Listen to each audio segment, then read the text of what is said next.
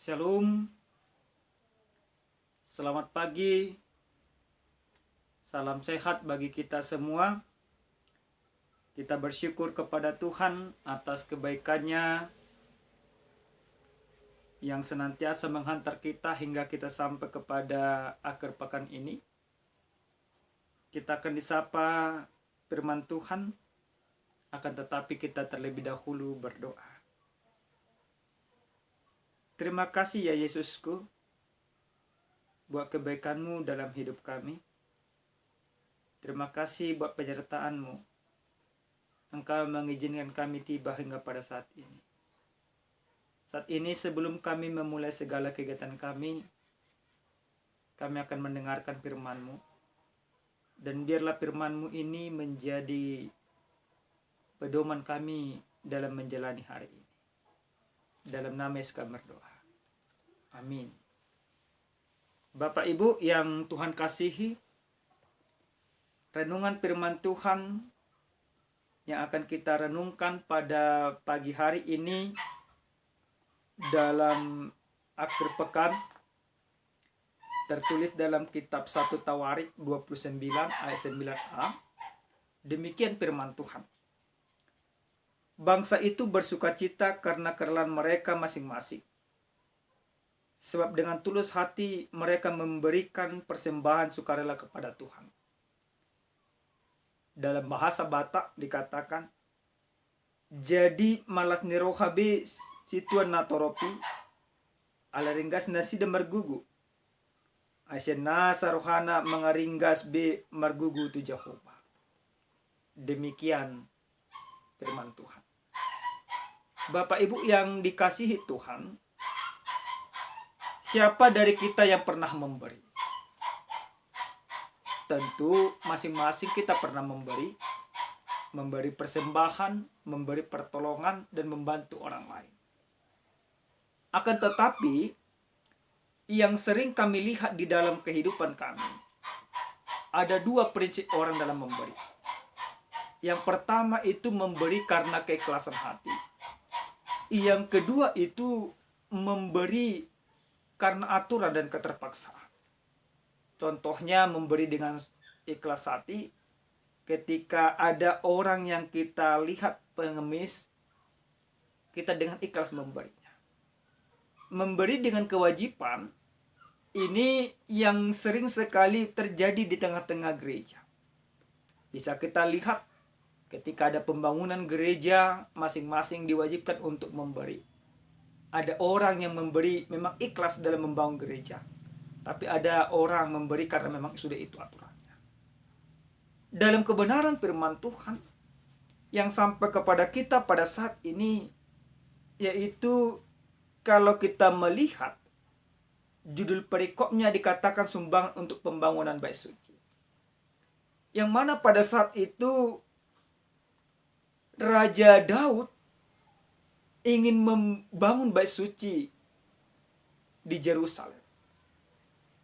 Maka pada saat itu masing-masing dari setiap suku Israel diharapkan untuk bisa memberi. Maka apa yang terjadi? Di dalam ayat 9 renungan kita pada saat ini dikatakan, bangsa itu bersukacita karena kerelaan mereka masing-masing, sebab dengan tulus hati mereka memberikan persembahan sukarela kepada Tuhan. Mereka memberikan persembahan sukarela kepada Tuhan. Yang dalam arti, lewat renungan ini kita mau diingatkan, kalau kita memberi kepada orang lain atau kepada siapapun itu dengan sukarela. Bagaimana orang yang memberi dengan sukarela? Dia memberi tanpa berpikir akan rugi. Dia memberi tanpa berpikir soal untung juga. Tetapi orang yang memberi dengan sukarela berarti karena ada dorongan dari dalam dirinya untuk memberi. Nah, Bapak Ibu yang Tuhan kasihi, pada saat hari ini, di akhir pekan ini, bagaimana dengan kita? Apa yang bisa akan kita berikan? Mungkin kita bisa memberikan buah pikiran kita kepada orang lain. Mungkin kita bisa memberikan kekuatan kita kepada orang lain. Mungkin kita juga bisa memberi uang kita kepada orang lain. Tetapi apapun pemberian kita, Tuhan mau mengingatkan kita. Tuhan mau mengajarkan kita supaya kita memberi dengan sukacita dan ikhlas, tanpa ada embel-embel di belakangnya. Di dalam kitab Kisah Para Rasul pasal 20 ayat 35 bagian yang terakhir dikatakan adalah lebih berbahagia memberi daripada menerima. Kenapa? Yang dalam memberi itu ada kebahagiaan. Dalam memberi ada kebahagiaan karena kita masih diizinkan untuk berbuat baik. Bapak Ibu, kalau kita melihat di dalam pengorbanan diri Yesus Kristus, apa pemberian yang Yesus berikan? Pemberian terbesar yang Yesus berikan adalah dia mati di kayu salib. Pemberian ini begitu luar biasa, sehingga setiap orang merasa bersuka cita karena dia sudah dibebaskan oleh Tuhan di dalam kehidupan. Dalam perikop kita juga jelas dalam renungan pagi ini kita mau diajak. Bangsa itu bersuka cita karena mereka masing-masing ada sukacita, tanpa ada beban. Lalu kita sering sekali berpikir, Bapak Pendeta, bagaimana mungkin aku bisa memberi sebab aku merasa kekurangan. Di dalam kitab Matius, ketika Yesus bersama dengan para muridnya melihat dua orang yang memberi di dalam bait suci. Ada orang Yahudi yang memberi. Dia katakan, Tuhan, aku bersyukur karena aku tidak sama dengan orang itu. Dan perempuan yang sudah tua itu memberi hanya sedikit.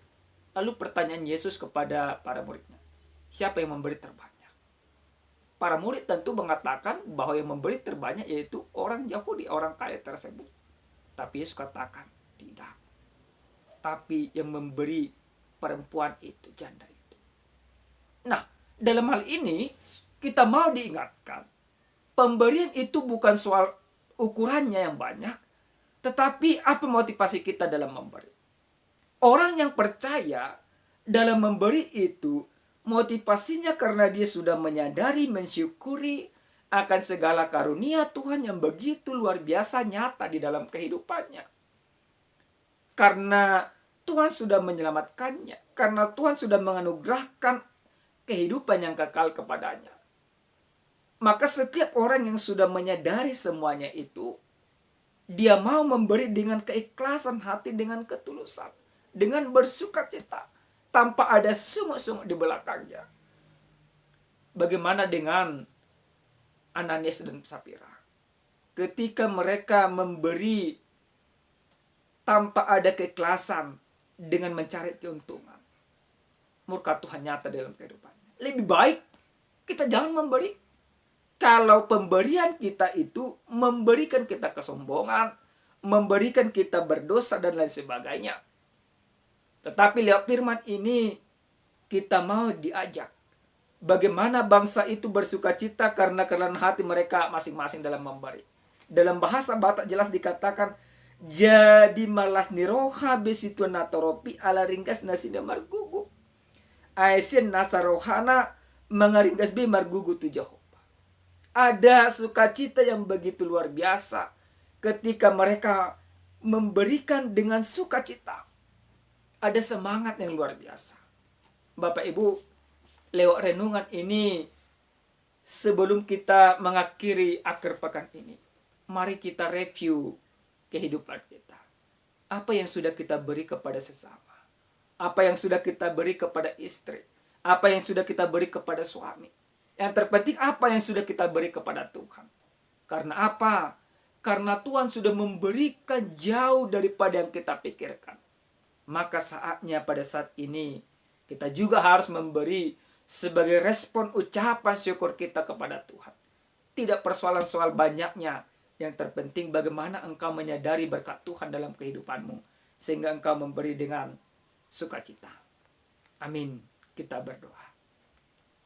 Terima kasih ya Tuhan kami buat segala kebaikan-Mu. Benar ya Tuhan, Engkau sudah memberikan begitu banyak bagi kehidupan kami, menyelamatkan hidup kami, dan memberikan segala berkat jasmani dan rohani kepada kami. Terima kasih Bapa. Pada saat ini ajari kami supaya memberi dengan keikhlasan, bagian daripada panggilan keberimanan kami. Ajarin kami ya Bapa. Terima kasih Bapa. Dalam nama Yesus kami berdoa. Amin. Shalom. Tuhan memberkati.